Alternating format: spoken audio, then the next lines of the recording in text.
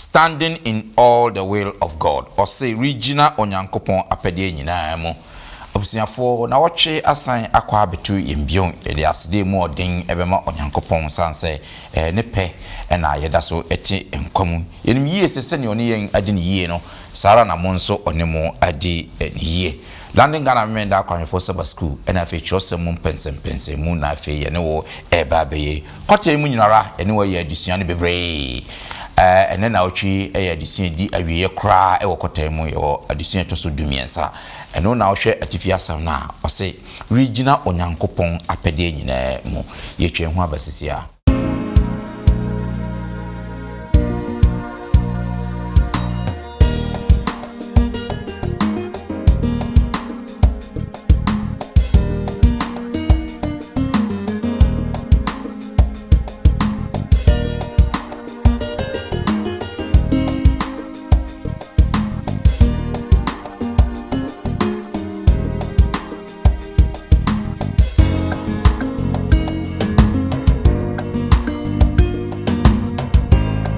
omo bua no mani ye na dwuma ne nkra wode ma wo mu ne ade beginning na wi ase no enkambo mu ene ye dwuma all mo ti ase se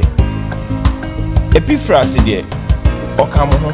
oyemo ahunua na eyiyi mu si ade a na ehia Paul se omo beyi saa adwene no afiri omu ye ne asori epese eji bibia yos yema binum so enye bi yo abusiafo adofo no mu amutie ne mu amuhwe yebema mu akwaba na afi yede nchianso every engaji nkapa Yesu Kristo nso de ema munyinara yebesa adam asesron kokon so se bia mofidie eda hasia ye ne mu yesa adisia yi enenso ayemanije mwaku damfo sa wo menchen ha yede adisia mu ode de ebremu meba be yi omu de akyerem badam fsana no menkutie nyum mfiri rhythmic for home rasisia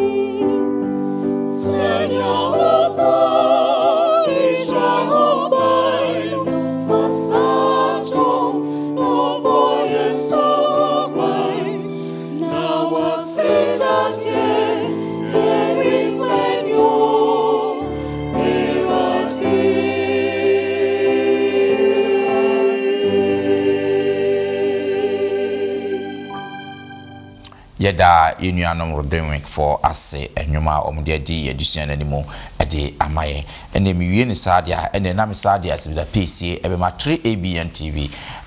Ghana na fe Hope TV Ghana sajmaku mienu eye TV adwumaku a omofa yen adisua na omohwetiko wiase afa na nyinara omode asempatre na ase gospel no ena omo spread omoboa meko wiase afa na nyinara nti ankrankra na yi ntoboa de bo omo fiefi miemi omo mfidie mu se wutie na se wo hwen na wo ntoboa kakra onso betumi afa omo number no we mfidie nani na frɛ obiweje oso kakra bia no fa boa na msaye so ma onyankopɔn so ehra woni wabusia fo miwie ni sadia ene na meba efiase na busia fo mo menche ase mayi omo de akyerɛ mo ewi a de ti anu ne na otwe adisua no me de mo somfo Bismarck Mensa ene ye ho adom me wo yenua John Mensa Thompson eka ye ho kwa hase pani John ye mo akwa yenua Bismarck da se ene watimi abeka yensa e wa hase na fe me ko manimo a sene last week no ye privilege na pastor e wo ye nche no this week so ye privilege pastor esa ka ye hu wase mo amohwe last week no na ni pastor na ye sa adwumadi enen so pastor esa eka ye hu na atwi mu a ya nya pastor oni ababe ye addition landing hase pastor se onkokwa obeba betra studio hasi na fi wa church Sabbath school kakra ansana wasan akọ America Ohio conference sorry Columbus asafo SD asafo no pastor na edasa asafo na no ohwe omu Sabbath school no nso a omu se pastor dimu akotene pa eye enti wodi nimdi owo no ade abreye wa hasi wa London Ghana enti ndem mani asaje pa se me ne pastor esade etisa afidie ho mu se ne last week me born di no pastor Dr. Samson Kenneth Chumasi ya de twa na short ya ka se pastor Chumasi o kan ya na obi anya hu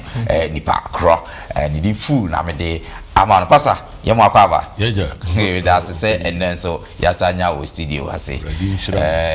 say we ne be last week I know be said this o kwa na fi we dey encourage about how you for the Columbus for say you say be ba stramo you be return match return match yes era se fa me come animo inu aye elder Daniel Boachi and I ho taka say Uncle Dan and I say Uncle Dan elder Dan sa na frefre Uncle Dan ye mo akwa great that say ye tunes afro what me aba na me ko me ko eton wa enia peni Samuel ababi nso na ete eton wa no peni same ye mo akwa yeah enia me da say munyina ye tunes afro mo timi di odo abo odom se fa di sin ti sei enfam de yen atifo mawie ni sa de ene ba bia wo biara no ahombrase mu si utrase na Femima Openi Thompson emonpaye emaye pamcho my emonpaye o chechirefo peni woma edawase sa yo pe na wadom na yen so wafre yen se yen bedi adisua yen de enim de ene nyansa de eni bi eno nti yesre wo se beka yen ho fa onim de no fa bedom yen se ne beya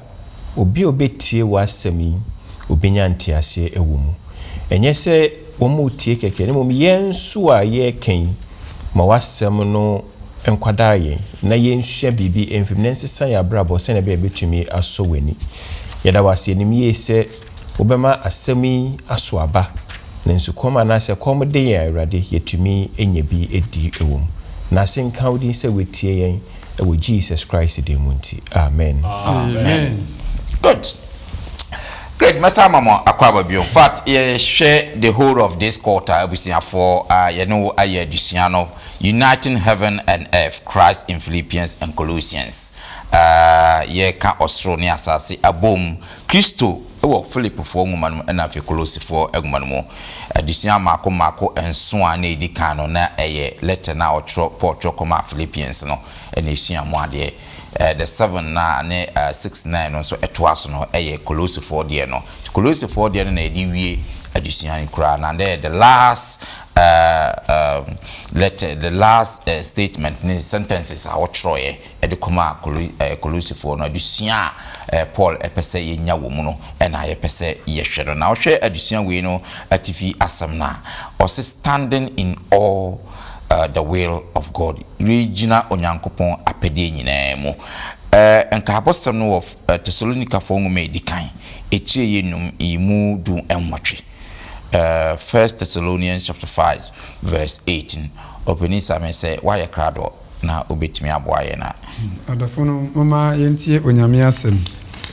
Thessalonica mama edika etira ye enum tichemu edun wotwe. Mona aseda nyina mu. Na ye ni de onyankopon pe Kristo Yesu mumu wo muhu. Amen. Amen. Great. Thanks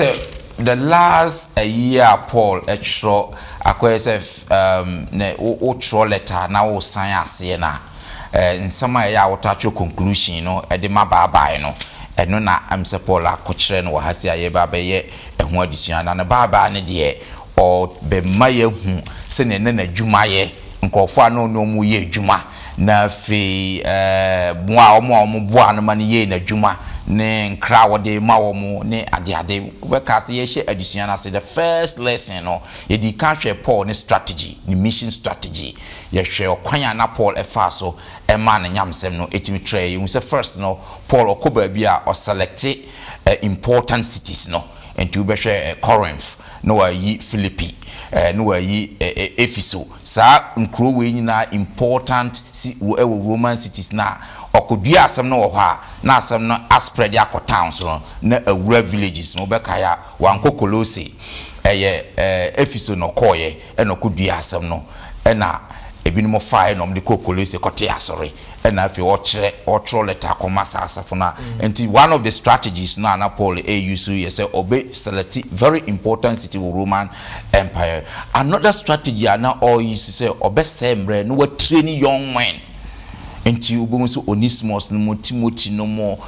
John Mark no mo o train omo anti ebi owe din bi krampo ba mu na afi ye bo krampo na yentimi mbo omudin strategy no ba kono enne na ye ba behwe wider strategy no mission no se na o involve sa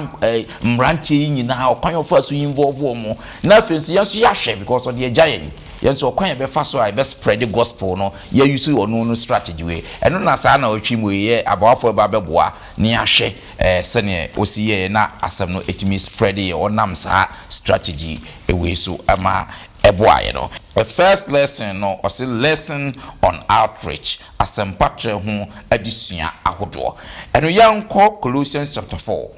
verse 7 to 9 na fe ye de beto to Ephesians chapter 6 verse 21 na yenhwe wabodin bi wo honomo se ne osi describe wo sa branche no Tychicus na yenhwe adekrontia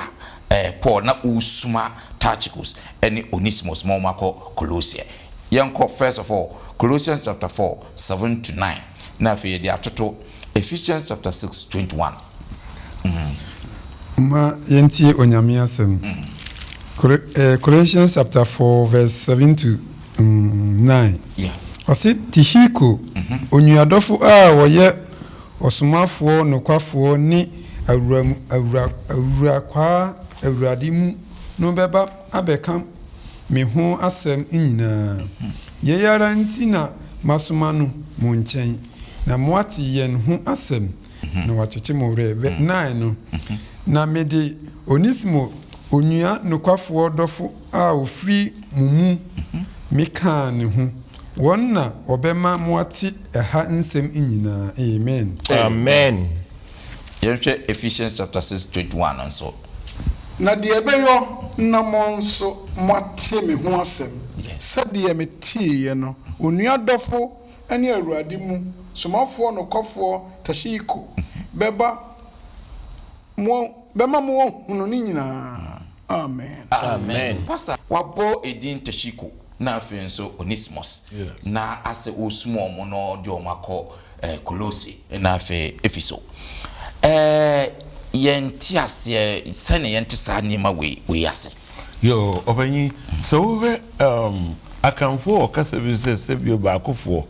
wonko a wonsa entimi nkata nyame ani. That's right. Ye den a uhia aboafo nei ya na yemu bi kra nyamdwuma ya ho pastor do it all. That's right. And elder do it all. Edisue emi ehu kwan a osonpo oye n'adwuma. Bunim se to de bia na sempa ka adwuma wo yɛ no torebia no nam fam torebia no te ponko so torebia no nam poso torebia ko a oyɛ nyam dwuma no ɛwɔ afiase yeah ka sɛ afiase wo wei wɔda hɔ ne nyinaa no nka bi anka ne werɛ aho oyɛ nyam dwuma na ne werɛ bi fiase kura na ɔne na kwada baako Silas to dwom ama asɔre no ediko frase ɛwɔ Philippi hɔ na wohwɛ a na ɔpanyin wokan hɔ yobia na ɔyɛ strategic. That's right. Ancient world no ɔpeke kuro te sɛ Corinth ɛna ɔpeke Ephesus. That's right. Manya kwa akonkure mmienu nyinaa ɔtumi sɛ sitembre mu no na te sɛ New York ɛne London. That's right. Aha no na sɛ nti a wɔyɛ ne saa ne sɛ ɛhɔ ɛna na ɔde asɛmpa no starte sɛ hɔ deɛ sɛ bi wobɛnya framanfoɔ wɔ hɔ a ɛnam wɔn so asɛm no ɛbɛkɔ nkuro ɛnketewa mu ɛno akyi ɔno nko a ɛnyɔ ɛyɛ adesuadeɛ ma yɛne asɔre yɛpɛ sɛ yɛgye biribiaa yɔ no yɛma binom nso ɛnyɛ bi nti na ɔwɔ mmeranteɛ bi a ɔno wɔn edi dwumadie no na ɛno akyi no so no ɔte nsɔre no so a ɛwɔ hɔ a na wakɔ akɔsra wɔn deɛ wɔntumi nkɔ no na ɔma saa mmeranteɛ bi akɔ anaa to da bi koraa no a ɔtwerɛ krataa saa berɛ deɛ na telephone ni hɔ na whatsapp ni hɔ saa nneɛma no ni hɔ ne nyinaa ɔnam so ma asɛmpa no ɛkɔ akyiri bio so na ɛma wɔne nsɔre no a wateteɛ no ayɔnkofa ɛyɛ kama. That's right. Yɛkan nokorɛ deɛ yɛsɛ confession is good for the soul. That's right. Memetue sɛ bi awurade na meso bi nsɔre bi a mebi eminsi hɔ da hɔ anyɛ ne deɛ no saa deɛ ɔno akora wonya brɛ nkɔ no a desua mi yɛhu sɛ no wɔ mmeranteɛ mmienu Tihiko yɛ aborɔfo friend Takikus no yes ɛne akoa baako a ne ɔn deɛ kora no sɛ bi ɔyɛ dɔnkɔ ya so wi adeɛ wɔ Kolose hɔ so wɔyɛ dan o na ɔkɔpie Rome Paul ɛfa wɔn so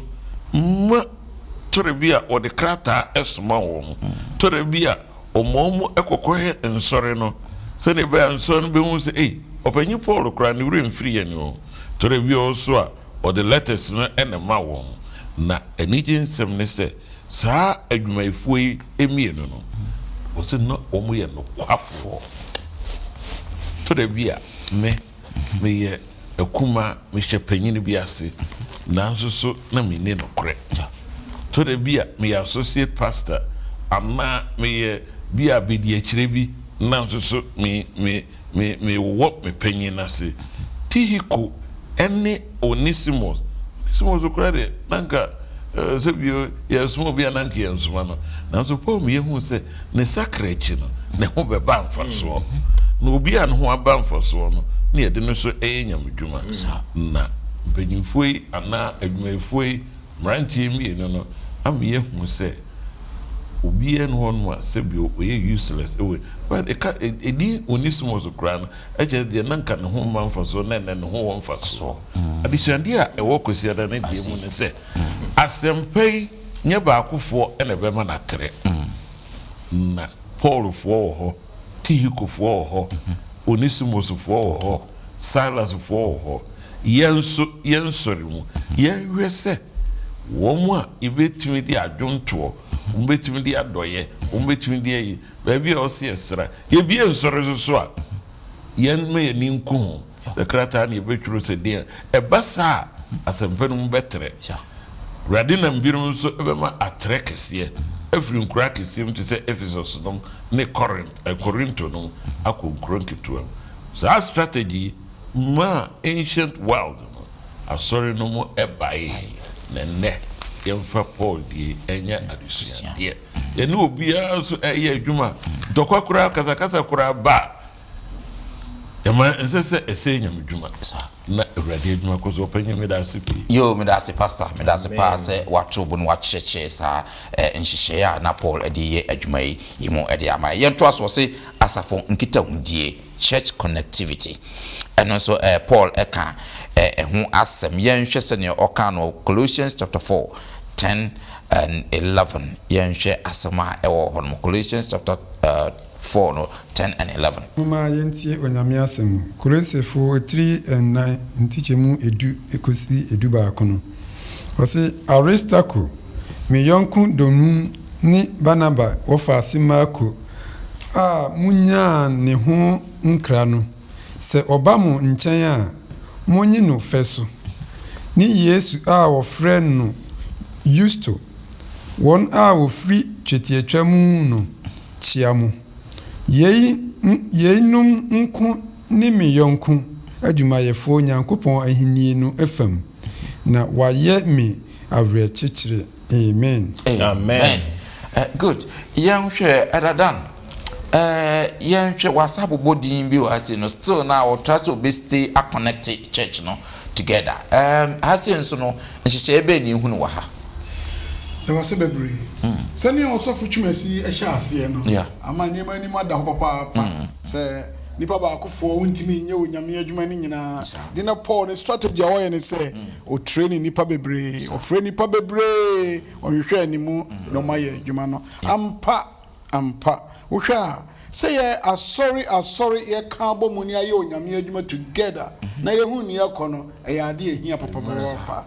Eja oba ne nkronkron together and abeje yankwa from the beginning nyina wiase ahye no nkabo mu na ye adwuma Yesu ba asase so no fresh afodum yenu no ono mu kabo mu ye adwuma kire wo mo se ni wu achi no omo so beto aso okoya na suafo no hia they are together na do kabo mu a onyame adwuma no eye den nti Paul strategy pa na wo ye no nti obiara oye willing so be ye adwuma no Paul ye dey efano na de no ye no say or den krakwa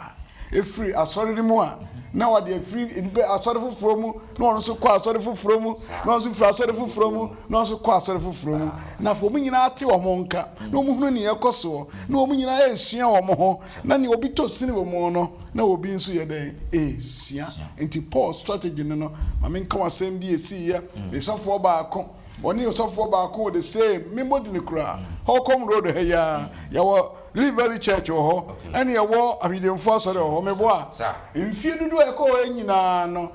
live very for enim osofo ho no ja na wo ma won so nim sofo nti na say na osofo asamoa say ye be exchange that's right me ko preach ho am osofo so be preach ho ya nika kabo mo de no bon sam de o divide and rule on be so nyame adwuma koso a na Paul huni nti wode nkrako na oyi bia ba ni nipa na wode omo mesemesi na omo ko ba bia na tumi amboa ye papa nti adusua a kire se asori no nkita hodie eye no eyadia ehia na no na yenso ye tomusi ni kakra na nse si BBC se asemi se diule mu asofo aye nyina ye Ghana asofo ana ye asori ba akum sofo asembi tumi a kamyeko sofo beba no da bi diule mu se menya masori ba na mimia no mamimia no diule mu da bi da mumi yenyi diule mu ni mfiri ho asori mpanimfo mu asori mpanimfo asori mu mumi yenye fellowship na mua ni yenwu strategy den koso kamo obra meka asembi anantwie bi no mu yenum eno motie that's right na sa na ntwie no mo do mo ho papa na mo kwa didie bom si bobi target wo mo so ba chom na mo yenum nti mo gina round ba bia si bono ko bia no mo nyina ekoho they fight against this you feel bebre si boy intimi nchire wo mo eno fast strategy si obemma ohawabo mu no mu atete ampa okoka nsem bi ne weti o anche na ntwie nyina bufu wo mo ho abufuo na abai fede obi ase me kodidi kura memfro ye be kono maako se bone se menya ko ba ko pe wodi obenya wodi na otwewi na ntwie num ni nyina anuanom ye Paul ye mumi anyere ye ho asofo mo nka mo wai ma hunu obi a wasida wo Ghana na edana ka ho na yiri sibi ni kuro si ne de nko ka mo ka bo mu a ye unity bi akoye mu a ka mo si ba ko na wi amotumi adamu na nso na nyina aka wo Come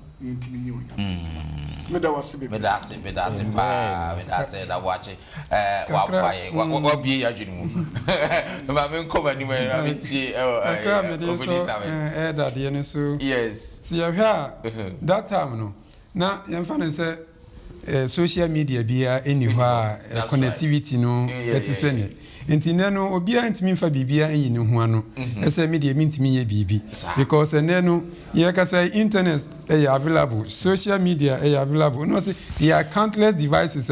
ebetimi afaso reaching ni pabebre. Enti said the pastor Chumasi ewa hai anye bia na sore ma omuwo Columbus no. Owa ha then so no omutimi test no omutimi ene kasa. Enti asafu bia na se bibia ebetimi aye de aboa afoforo no. Owo se ye faso ye ni bibia o se di ye ho ano. Na eyimu nso ya de a na ehia Paul say omubeyi sa adwene no afiri omu ebi say otimi esma jiwfo nipa bi te say Mark ene Address Takuno no omu ye jiwfo wanke osma omu otsa eba gentafo no nso a eya mama mufo no nso a omeyehun say osa na osa di Demas ene Epaphras ene Luke wadi omu nyina nso eye adwuma e kire say se ye wasafo mu a yenhwe ye ni ama nchichemu amayemu we are all one we are all together nyamemu ni de ye baako enti wo se connectivity no eye adwuma okasem se Paul bi adwumu pa afiti last week no ne nsemo a wodi wie ne letter no tro de koma Colosifo no ya ade bia ye heaven a country ebeboa ye mpa ye yento aso na afi yenhwe na edi ho no wo se standing perfect and complete say gina pepepe na ya wie mudie no eno nso ode afutuo kakra ede baaye ewo Colossians chapter 4 12 and 13 no yenhwe no nso se ne oka no ho Colossians chapter 4 12 and 13 ma yentie onyame asem Colossians chapter 4 verse 12 and 13 osi Kristo Yesu akwa Epafra a ofri mumu no chiamu da osrema mu mpaibo mu se munyina ho pepepe na moaye ma onyankopon apedie nyina mu na midi no adanse se obomodin pi mamu ni won a wo Lodikia ni won a wo Heliapoli nyina amen Open Thompson ma membra osu wasa bebo Epaphras din ewo hase na afi wa hwe o Epaphras mpai ba na obo edema sa asafo di adanse ede ema omo na afi asafo esapo Heliapolis nyina hase nso na mfoni be no twahire Bismarck medas me dey free baby a mpanimfo yi e dey free abefa nkabom eho addition de my say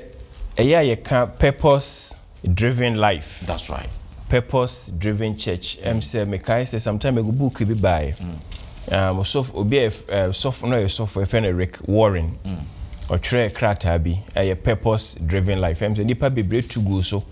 na right no my who say see nya purpose focused life eno no eboa bebre na eno na isi Paul eniso enti ni co-workers ni nyina no no madwen nyina ye purpose focus nti si ehwe Philippians chapter 3 verse 13 and 14 now Paul ka say ono no hu ne ho say nia opere ne nsa kan wie na neni da bibi so ade a neni eda so ene se ne nsa beka abotire no. That's right. Enti de biara da na o hwe nenim de biara da na o hwe nenim yakoye asafu yi enyoma bebre sisi in the past but sembisa ne say yeda so ete past ni mu ana yema yeni enhwe prize na eda yenim no prize na ene sen ene osura ye nyina ye ekọ na se ye nyina ye ekọ osoro so a ese ye boaboa ye ho na fe ye ma onyame asem no ekoma other people so ebeka ye ho na nyina ye den ye kosoro ye nhwe Epaphras ne de no Epaphras no ka Paul nkrofo na watete wo mu no na se hwe Colossia lesson no first lesson in my ono mompo na de asem no ekọ ho enti onni ho na afi Paul twere krata akwakoma wo mu no Paul mo mote ase se Epiphras de okamo ho oyemo amunua na dwumedi a odi mama bro ne me wa ha ni se de biara da obom paye den emamo enti ewom so na okote asori no oni ho de nanso wonyi na adwen emfiri wo mo so de biara da na obom paye ema wo mo na ne paye na obo no e na Paul e kan ho asem kakra e kire wo mo ene ne adesuan ne di kan no o ka kire wo mo se wo mo engineer pinti they should stand wo mo engineer pinti o de nkyerɛkyerɛ bi e na ama wo mo e na mo abegye atum san nkyerɛkyerɛ ye Kristo ehu nkyerɛkyerɛ enti saa gidie no e na de bia ɔsrɛ Nyankopɔn sɛ ɔmma wo mo asi entintim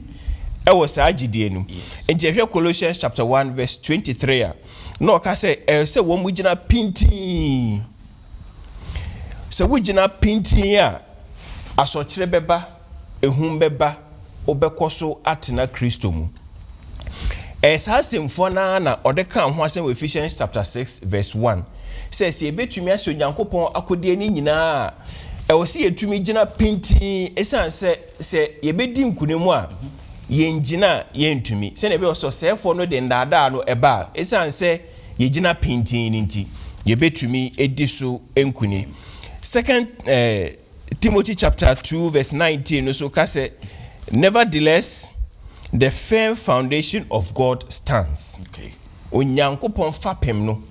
ejina pinti nti ɛwɔ sɛ yɛn so yɛgina pinti ɛwɔ Onyankopɔn mu. Ɔtoa so ɛka sɛ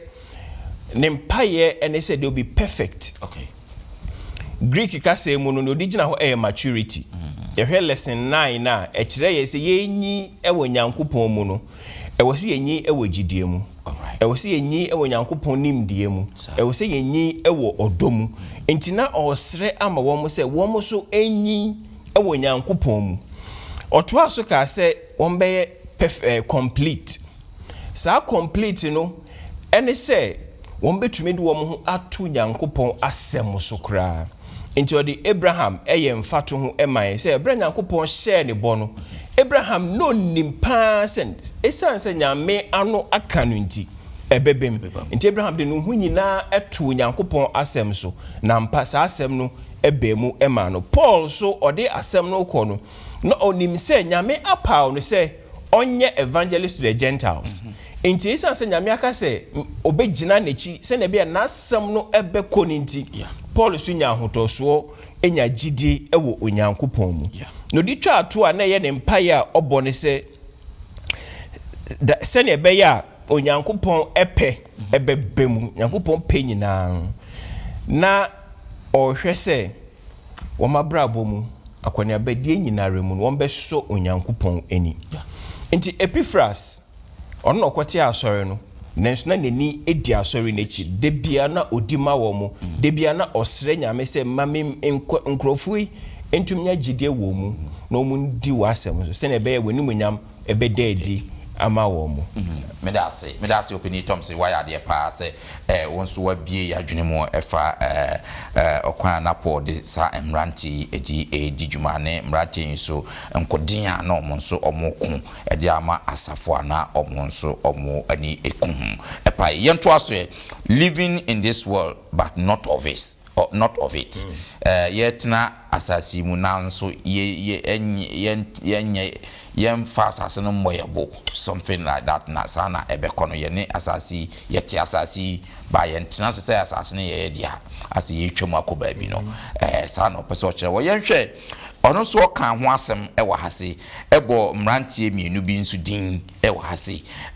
Luke na fe Dimas Yenhwe Colossians chapter 4, 14 and 15 no. Yenhwe se no ka samrante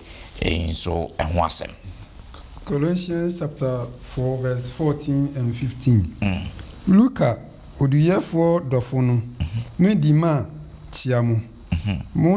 Monchia anuanom a wowo Laodikia ne Nimfa ne asafo a ewo ne fie no. Amen. Amen. Openi Sami mfoni be na hasi wo twakere yi Nya Bismarck yada senior tifo nso yada masese modi maso FM ye said the addition air chrono. Now, see a head addition title for the week now. I say regional onyankopon apedi nyina mu.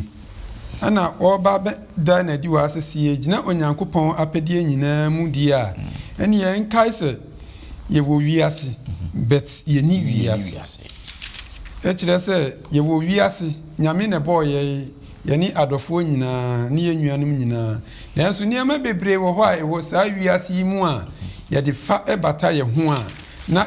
yentimi ye onyankopon apedie sɛdeɛ ɔno no yɛhwehwɛ no enti adusua no di ma yɛpefe ɛwɔ si yɛkae 2 Timothy chapter 4 verse 10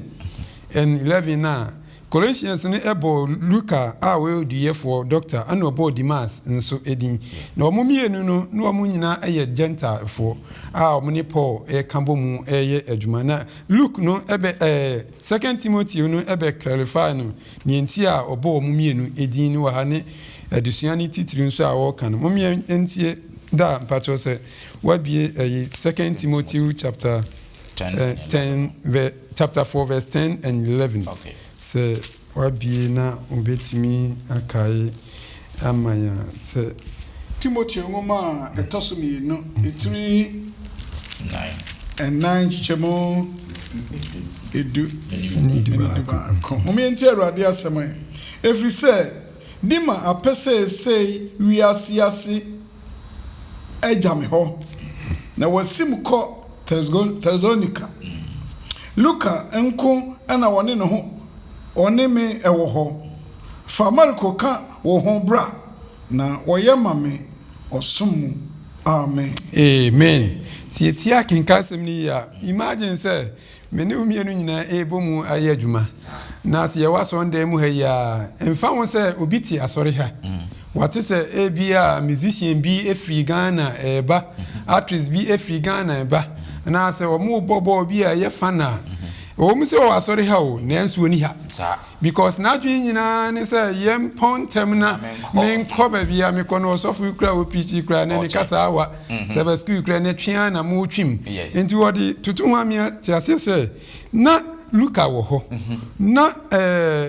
Dima e wo ho a o mu ni Timothy na nka ebo mu aye adwuma na enso no eduru ba bi no Dima di nani ekire ewiase into where na dwen say wo kai verse 10 na say if we say Dima ape say you ase aja me ho yes imagine say yemienu nyina badwu ye adwuma nyame adwuma bom na wo de wo te ne ebe mo wahihim ho am wani age ne nti wo de esoro eno na dusia ne ka kire say ye wo wiase nanso ye ni wiase o mse nyankopon abo asase ya ma ye ni adofo no nyina ye maame ye papa ye nnuanom a ye tete ha nyina nanso obia ne the level of faith asem ye ya meta kapa because ebia na bibi besi se wanhwe ya oyonko na wote wo nchen no eya ose woni ni nyina na wo kwa mu eya ose ni nyina na wo sen ba mu eya ose ni nyina na wo Sabbath school class but babia na dwen wo no enya ensi kwa mu sede ebia nyame ede wadwen asi babia wadru no enti yenhwe ye ni ya ama omo enchia ye bi no antwetwe ansa anko outside emre bia obia nyankopon de obia freedom of choice amano na ya nhwe ya asase isu ni man ede pa na enso eye temporary enti si ya adwen se ye permanent a ye betena afibodi a adusiane di man se mnu mienu and we need to watch and pray. That's right. Because ye nim osese de ye nim da owifo eba no na wa moye kokose na me ba fie abewia wo no sa na nyankopon emaye no enso ebeye enti se wuti ha onuadofo na se wa ye wadwen se onyankopon animu na wo hwede a me sre anidie mu se ye hu se onyankopon ba no wo se agya no nko an nim da obeka se ne ba no enkofa ne ma emre no wo se abofo kura mpo enim eda no enti si ya hwe ye hu ye ni ye komsa enemi na sia echina me na sia dusia ne se ye ntimi ensum two masters eye de ani a ye bedo baako asen baako at the same time no so no ye so ntimi mpanifo so ntimi fa wani mienu enhwe eto akrom se aha na ye oda yi aha na ye oda yi Dimas ye na dwen se Paul Luke maminya ho kakra nko me kwa kwaji mani aba busa ho se enemiti ha o echina hwan ba ana se bibi koso a me ko akwaji mani aba na wo kwa tomorrow is not promised. That's So right. wokɔ na akwanhyia bi kɔba na sɛ woantumi ansa ama baka na akonta bɛyɛ na wokɔbu akyerɛ onyankopɔn enti adusua no yɛ tests bi a ɔpɛ sɛ yɛnhwɛ ne yie ne yɛmfa nto yɛ tirim ebi wɔ Mark chapter 13 verse 32 to 37 no na nea na ɛyɛ me part yɛ me dɛpa sɛ ɔse na ɛda no ne dɔn no deɛ obi nim abɔfoɔ nyinaa mpo anim ɔba no nso a ɛyɛ Yesu Kristo no koraa anim gye agya no enti monhwɛ yie na monwɛn na mommɔ mpaeɛ enti adɔfo no yɛn nyinaa yɛyɛ Kristofoɔ we are in the world but ɛnyɛ ne yɛwiase ne yɛ no a ɛne Nyankopɔn ɛdeɛ ɛbɔ abura no ɛnyɛ hɔ na yɛwɔ sɛ yɛdi yɛni akyerɛ ɛfiri yɛnim ɛda a agya no bɛka kyerɛ ne ba ne sɛ wɔnkɔ ɛna sɛ wokae Tito 3:2 ntikyɛmu edu baako kɔsi edu nan no nso a ɔka no pefee sɛ na Onyankopɔn adom a ɛde nkwagyeɛ ba ma nipa nyinaa no ayi ne ho na ɛyɛ ne yɛn sɛ yɛmpa musubɔ ho wiase akɔnɔ ho na yɛmpa saa nneɛma no nyinaa ne yɛmfa adwene a emutie ne tenene ne nyamesom pa a ntiaseɛ ntina wiase bere nyinaa mu ɛkyerɛ sɛ wiase yɛ ɛwɔ mu no there are so many things a yɛbɛtumi attract yɛ sɛdeɛ na obi tam ne phone a na or start sɛ o scroll a ɛbɛhu sɛ Nigeria movie na wɔhwɛ a baako baayɛ a na ɛtoɔtoa so afei heading no wei kura de ne ɛbɛyɛ fasene ni a mehwɛ yie o wei de ɛbɛyɛ fasene wei o wobɛhu na wadwene nyinaa ɔse yɛnhwɛ yie na yɛmfa nyamesom ɛpa ntena saa wiase yi a wɔɔkan mu ɛna sɛ wokae second Peter 3 verse 10 to 14 nso so a ɔno nso ɔkyerɛ mu sɛ na awurade da a ɛbɛba sɛdeɛ oyifoɔ ba sɛdeɛ medi kan yɛ no ɔse saa oyifoɔ no ɛɛba a ɛnyɛ adeɛ ɔbɛkra wo ɛne nka bɛkɔ akɔfa matwofoɔ a ɛwɔ womantam nyinaa aba ɛde abɛfiri na ɛsɛ sɛ Yesu Kristo ɛɛba ne yɛnim da no a adɔfo no ɔse yɛdi nyansa a ɛmu ɛdɔre a ɛfiri Onyankopɔn hɔ ɛne yɛde tena asase so na sɛ wɔba ne wɔba kyene ho sɛdeɛ ɔse yɛntimi nsom awura mmienu no sɛ Kristo ne yɛsom no a Paul no onim sɛ wakɔrɔfae nti no na bibia ensa enhihim ne bio nti oda fiase kura ne nani agye nti si yɛ de yɛ ho to Nyankopɔn so a so owifoɔ ba yɛ so ma yɛ so yɛ de anim sɛ yɛn kwagye is assured nti nia Revelation di twa to kran sɛ ɔsɛ dodo a medɔ wɔn no meyi wɔn atɛn na metwe wɔn aso nti bɔ mmɔden na ɛsakyera adɔfo no Nyankopɔn ebia na onyame de wo fa bibi mu sɛdeɛ bɛyɛ a wani bɛba wo ho so na sɛ nyame yɛ adom na sɛ wani ba wo ho so adɔfo no yɛn nyinaa yɛ nipa obiara bɛtumi afom repent na Onyankopɔn ayɛ n'adwene sɛ Nyankopɔn sɛ ɔbɛgye wo ɛfiri sɛ wɔdɔ nti wɔsɛ dodo a wɔdɔ wɔn no wɔtwe wɔn aso na wɔsaa ɛtwe yɛn ɛsaa ɛbɛn no na verse 20 ne di twa to sɛ hwɛ megyina no nti no megyina wo pono akyiri bom sɛ wo ankasa no bɛma wo ho kwae di a ɛne ɛmi Awurade mɛba abɛtena wakoma mu na sɛ Awurade ati wo mu a ɛnam sɛ wɔyɛ han ne nti biribi a bɛyɛ biara no ɛbɛyɛ han adɔfo no Onyankopɔn nhyira yɛ na n'asɛm yɛ aba yɛn nkyɛn no yɛntumi hu sɛ wɔ wiase nanso yɛhu the difference between a Christian, a Christ follower and the one who is just a church goer Onyankopɔn ɛbɛhyira yɛ n'adom nti amen after yɛn share the last paragraphs na Paul ediwie sa na church ya wodema Laodicea for no sene wosi eka no wodema Colossae for no atense sa final letter no ose otworo omo so omo kan a make sure say omo kan no obi antibi afi omo sanfa asem no so ensanfa ma Laodicea for so yan kan sene otworo no otworo se mu no na afi yen hu sene all sign out no sene osi signing off with this letter na twa futu a ewo ho edema yen so ende Colossians chapter 4 no verse 16 to 18 no yen hwe sene osane out Colossians chapter 4 16 to 18 Onyankopɔn asɛm Colossians chapter 4 verse 16 to 18 na sɛ wokenkan nwoma yi mu nkyɛn wie a moma wɔnkenkan no Laodiceafoɔ asafo no mu bi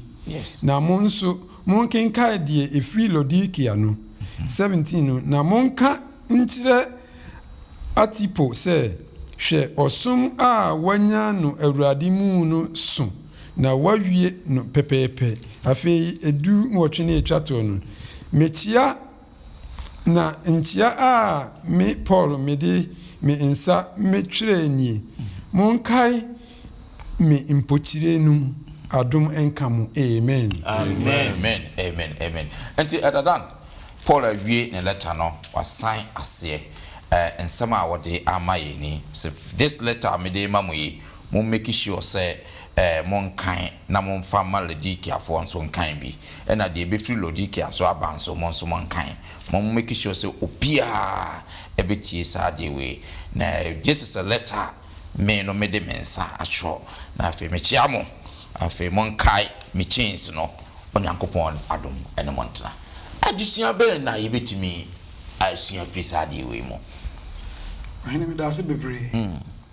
ye hwa adusua ayewu kwada de no a wo se ye wo wiase nanso ye ni ho o kire ma ye hu ye se ye ntumi ntra boni mu na ye nsa nka onyankopɔn na hini a wo de breye no adusua nyina kire se onyame be se oka ewiase ne osoro ye den ebom na no ena wodi be wie no wama ya futu abrabo pa ese ye boni nyamson pa ese se ye som nti uba eye de twato ya kama pese opanikin kan Colossians chapter 2 verse 1 to 3 bia be hunu message kakra na wallet animu a o kan che Colossians 4 no se yankin kan wo Laodikia na yenso yakin kan kire ye ho a ewe ye brebo no atoye no adafunu ma yentie onyame asɛm ɛwɔ Kolosefo ma ne tire ye mienu ntikyemu akokosi miensa no na mepɛsɛ muhunu apre dindin a midinu mu ne won a wɔwɔ Laodikia ne won a wɔhunu manim ɔhonam mu nyinaa ho sɛ wanya die ɛka won akoma tɔ won yam ɛne sɛ wonyɛ baako ɔdomu inya ntiaseɛ a wasi no dua ahonya nyinaa mu na wahunu nyankopɔn ahintasɛm ani Kristo no mu ɔno mu na wɔde nyansa ne nimdeɛ apagyadeɛ nyinaa akora. Amen. Nti anuanom a mutie na apre ewo mu na ntitimu ewo mu na wɔka kyɛn sɛ mu nyinaa monyɛ ko sɛ ma wɔkan no na nyɛ saa abra no nko ana wo efitititi nyinaa onyame nkrɔfoɔ ɛwɔ saa problem no problem a ɛma yɛnsum onyame yie ne yɛsum no te sɛ de wiase na ɛsum ntɔkɔ mu ne ntitimu mu nneɛma mu na afei yɛmfa ho ma onyame no kure mu no wɔse na nti Yesu bae no ka ho asɛm ɛkyerɛ Israelfoɔ no saa na John the Baptist enso ka ho asɛm sɛ yɛsum nyame de a mum yɛnsum ne yie biakoyɛ mu ɛne nea ɛyɛ odomu ne atumi nti wɔse yɛntena odomu biakoyɛ mu na afei yɛntwe ho mfiri apre ɛne ntitimu emu na atumi aboae onyamsompa na yɛmfa ntraseɛ na ɔse yes onyame pɛ sɛ wɔde wiase ɛne ɔsoro bomu nanso nam ne ɔbɔnsam yɛɛ ɛne bɔne ɛwɔ wiase nti ɛsɛ ɔkɔ no nkakra wɔntumi nyɛ ne prɛko pɛ nti mu kaya Calvary asɛnnua no so Yesu bae na ɔbae wɔdi mbɔnsam so nkonim ɔmaa yɛn nyinaa ho fa ahodie na afei ɔboa yɛn sɛ yɛne anka yɛnsɛ bi no ɛnnɛ yɛtumi asɛ bi nti ɛno no deɛ ɛtɔ so mmienu nso ɔmaa yɛhunu sɛ ɔkronkron bi a ɔdi ma yɛ seesei sɛ bɛyɛ a yɛn yɛbɛyɛ pɛ yɛbɛyɛ complete sɛ bɛyɛ a yɛbɛsɛ ɔsoro ahenni anima yɛyɛ bɔne na yɛnu yɛn ho a yɛkɔ a wɔde ne nsɛm dadoa ɛkɔkyerɛ n'agya na wɔde yɛn bɔne ɛkyɛ ɛno ɛwɔ hɔ deɛ ɛtɔ so mmiɛnsa sɛ yɛbɛte nneɛma ase ne yɛbɛbusa questions bra ɔde yɛbɛkɔ ɔsoro mfi apem no ɛnum no yɛbɛbusa nsɛm bebree na ɔbɛma yɛanya nteaseɛ nti woyɛ steps na ɛreba no a wɔde kakra na ɔse only with the end of sin can heaven and earth finally be united. That's right. Saa de awoye ni nyina woye de yi bɔne afinti na wo tu yefo di bia koma Laodikia asafo di bia ma me no mienu a awie ya to yen se yemfa yenyam som no ani bere so yenyi ntitimu mfiri yemu yenya ko yemfa na asem no nko yema abrabo ese ne fata yesum nyame a mumye mfie na ba ku nsi abonten ba ku nsi asoda mu yemfa akoma ni nyina yensum nyame a oye opɛ no pepepe na atumi aboa medamonse. Amen. Amen. So chiradi. Sir. What we say? Manya kwa nsori mienza e wo Turkey. Okay. Nei. Ye fro Lycos Valley. Okay. Hierapolis ni, Colossae ni, ena Laodicea so enie. Krata baako. Asafu nyina yen kan kyerɛ wɔn. Muyem si ho ne ade papa bi e wa asɔre we mu a yempese we say we no dia. We no say mfa ye ho. Yes. When we say ade a Paul kra de na dwum no o enkomma nsafo miensa no. Ende akwama nsɔre wu wiase nyina. Kyerɛ yen se ade papa bi e wo baabi a. Uzafo mu yentie ni yo. Se London Ghana ye bi papa bi a boni bi ni ho se yesu ye besua ni aye bie fi se ni nyina eboa ema awie bremu onyame asem no emu etre amgiri se ye ne ya asofo aso mpanyimfo no ye bibi e friends departmental protectionism ye dey protect ye ho everywhere no ho ana we no e wo masem enye asem a akasa lete kura Kolosi Fokrate ne Philip Fokrate ka enri ho sanye ne de brɛ na nso so ekoma ye nyina medase em se yem ready nti ye de addition no ebetwe hase medamo ase pa se mama kwan na twedi ampon Nyankopɔn enam so ma ye de kotai addition nyina de aba na wieye obusiafo mo nso ye be damo ase se mo nso de biara mo ne yen eye se addition ma ye de kota na aba na wieye se wo hwɛ kota ni nyina na addition na ye ka osoro ene asase abomu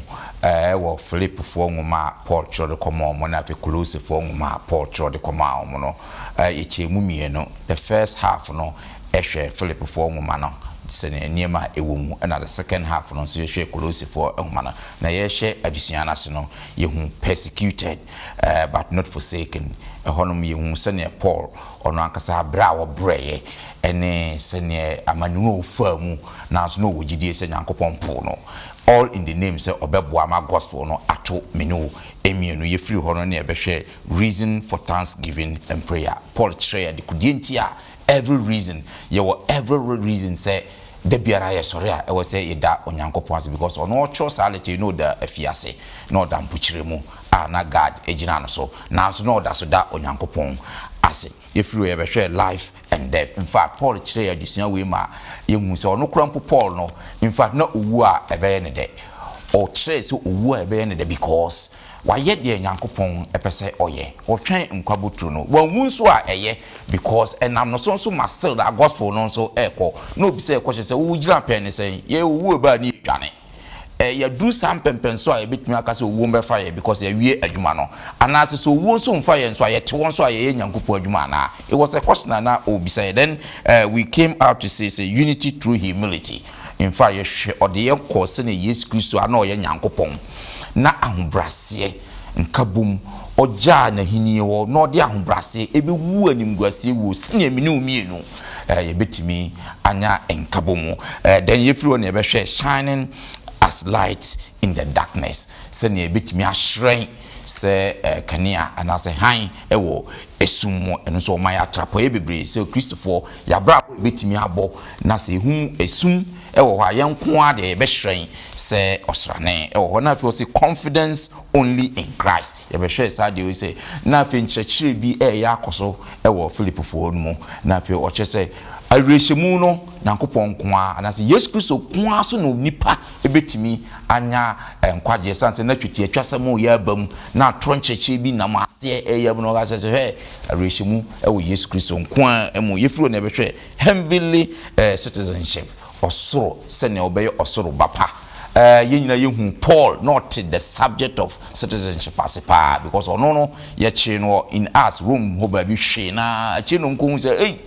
yɛhwe na no aka sɛ hwɛ mo hwɛ me munim sɛ me ye Roman citizen ana ɔmo hwɛ na sɛ we Roman citizen no yɛntimi ntiti Roman citizen sa ɛna afɛ so hwɛ ɔkwan ɔfa so kopie Philippine ye Roman city a ye wo hɔ a wo ye citizen of a Rome and no mo ye proud of being citizens of Philippi no mo ye Roman citizen and na Paul ɔte the word citizens are saying no catch say ye the asase you say ye nyama e wa asase you say ye citizenship e wo hefa e wo so great ye free ho no and afi ye be hwe the preeminence of Christ afi na atron cheche na asase say binum na no mo ka say Jesus Christ nkrapo or your ordinary human being bi no ba asase you say e be ye da na so your ordinary prophet bi say ne e kosina na prophet. And Paul nam said this young way so no the chikoloso for no just say yes Christ no onyankopon na woko out of no mu nyankopon na oba asase so ase e no be wu ye no de je ye kwanto onye nipa bi keke e no ye hu sa addition na fe so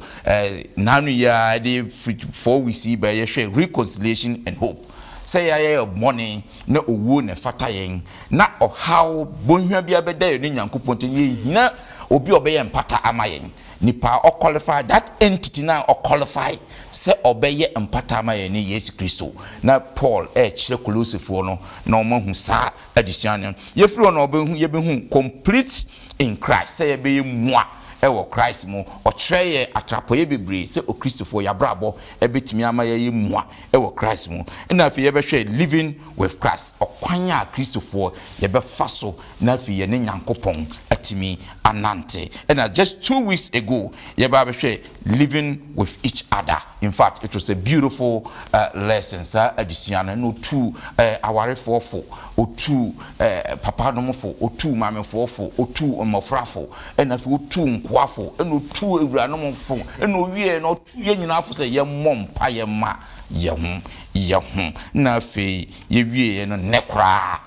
abusianfo abeboa ma fe ya babesua ni strategic mission okwan afford fast o training rantie abra no wago na fe wontimi nya hwe na mpo afiase okrampo bi on san firi hobio no no nismos no mu ye adwuma John Mark no mu ye adwuma Tachikos no mu ye adwuma Epiphras no mu ye adwuma enne yanso ye nyamsom no okwan ben so ne yefa so ne atrene adusuan we ye adusuan bia no kwasem se ebeboa ye mpa ewo ye nyame ye mo onyankopon hira mo se ye ne mo aye sa adusuan next quarter ye dey another beautiful lesson and ye dey bro see growing in relationship with God onyankopon enhira mu na katwani na fe mema pastor enhira so kra emaye Yehowa yeda wase adusuan dia odi amaye